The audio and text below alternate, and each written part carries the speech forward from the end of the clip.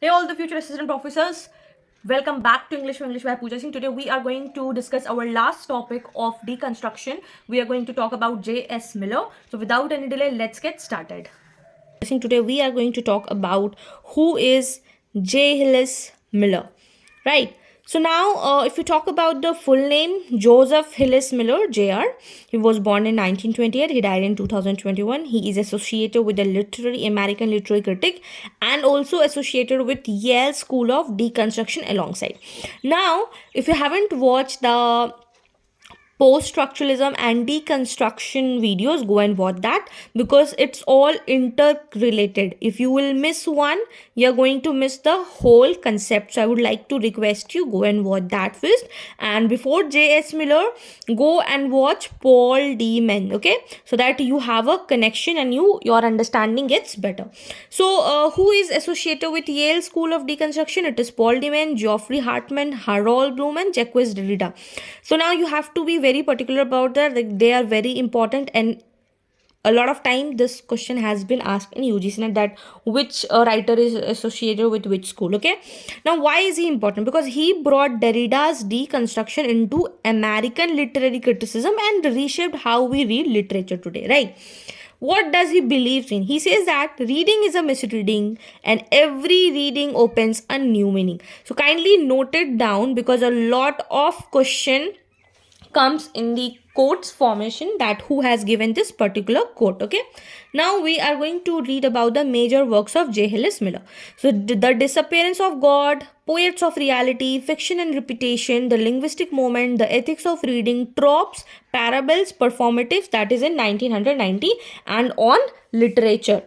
Now what does UGC NET ask mostly? So they ask about fiction and repetition, ethics of reading, and his ideas on deconstruction. To kindly have a look on what are the themes of it, and now we are going to discuss them.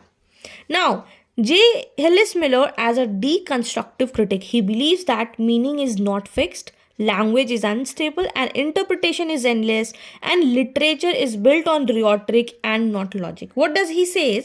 He says that every former text, what? Every former text is a host. What? It is a host on the present, on a present text which is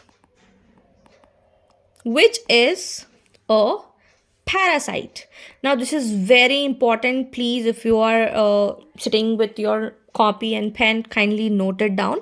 He says that it is very important कि जो भी पहला text है वो क्या है, वो आपका होस्ट है, वो आपका होस्ट है किसका लिए? On a present text which is a parasite. ये क्या है? Parasite.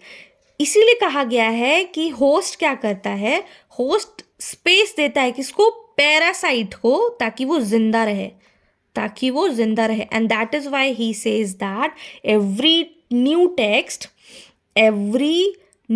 Text you will see the reference of earlier text.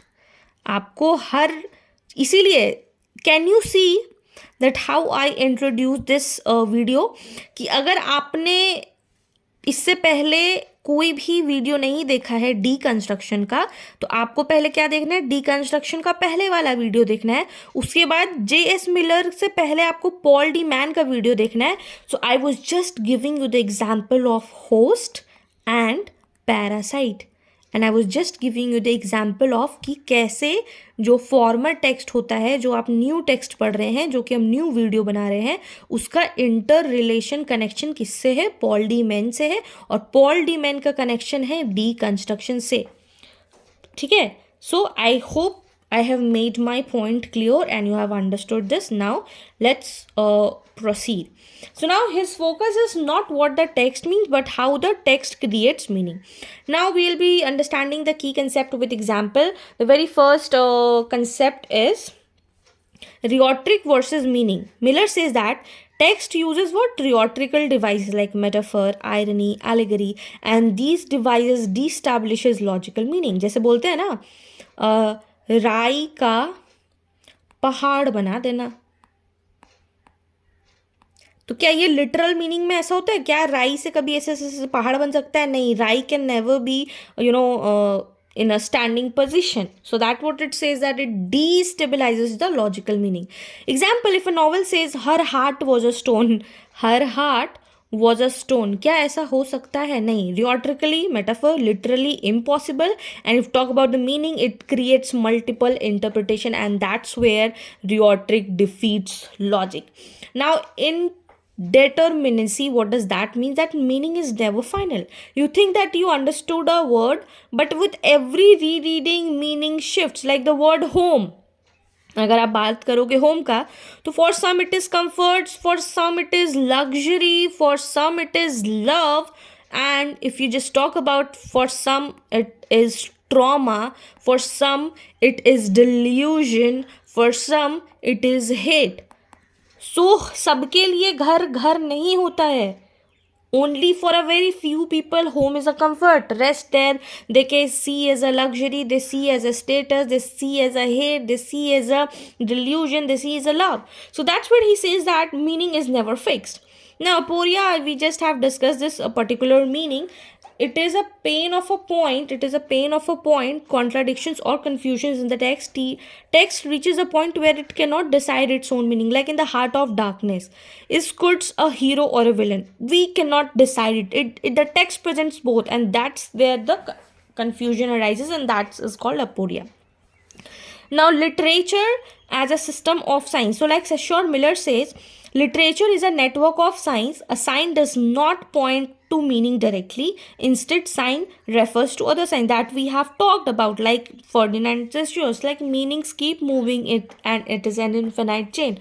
Now, reading as a deconstruction. Miller believes that every reading reveals contradiction. Her reading में आपको contradictions मिलेंगे. Every interpretation is a misinterpretation, and because language itself is unstable.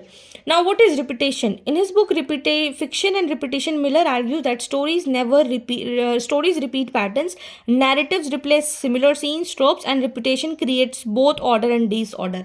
Like जैसे हम लोग को पता होता है कि डिटेक्टिव स्टोरी है तो कैसे बिगेन करेगा, एक मिस्ट्री रहेगा, फिर वो सच ढूंढेगा, सच ढूंढते ढूंढते एक कॉन्ट्राडिक्शन को अपोज करेगा, उसके बाद end with the incomplete closure. Now अगर ये लव स्टोरी है तो लव स्टोरी कैसे बिगिन होगा? There will be a boy, there will be a girl, they will fall in love, then their parents will not agree for the marriage, फिर बहुत सारा problem होगा फेस करने को लाइफ में, देन बहुत या तो बॉय बैक ऑफ हो जाएगा या तो गर्ल बैक ऑफ हो जाएगी, उसके बाद फिर कोई सपोर्टिंग हैंड आएगा या फिर हेल्पर आएगा, इसको रास्ता दिखाएगा लड़की या लड़का को, and then they will end up marrying each other. So this is the kind of thing that stories repeat patterns. Now, ethical reading, from his book The Ethics of Reading, he says that reading is a responsibility. We must read carefully. We must not force a fixed meaning. We must accept multiplicity. Now, what is Miller versus Derrida in one line? If you would like to understand that, Derrida is a theoretical foundation of deconstruction, and Miller is a practical method of deconstructive reading. Okay, so I have created a exam focused summary. Yale School critic, meaning always say unstable and undecidable. They are focused on rhetoric, tropes, textual contradiction, key books, fiction, repetition, ethics of reading. Concepts are interminacy, aporia, repetition, ethics of reading. Famous idea is reading is misreading. Now, there are some possibilities, high probability that they can ask. Hillis Miller was a part of which group? It is Yale School of Deconstruction. Which book is written by Miller? It is Fiction and Repetition, The Ethics of Reading. Miller emphasizes reading as an ethical and rhetorical act. His focus on interdependency of deconstruction. Which critic connects rhetoric with deconstruction? It is J. Miller's. And there was a question in 2014. They asked Derrida's America disciples what? So Derrida के America में disciples कौन थे? It was Paul Deman, it was J.H. Miller, and it was Geoffrey Hartmer. So this is it for today's video. If you found this video helpful, do not forget to like, share with your friends, those who are preparing for UGC NET, and if you are new to this channel, do subscribe for more UGC NET content. And yes, if you keep learning, keep shining, and all the best. And yes, here your deconstruction of literary theory is completed. Now we are going to meet you in the next session, that is of post modernism.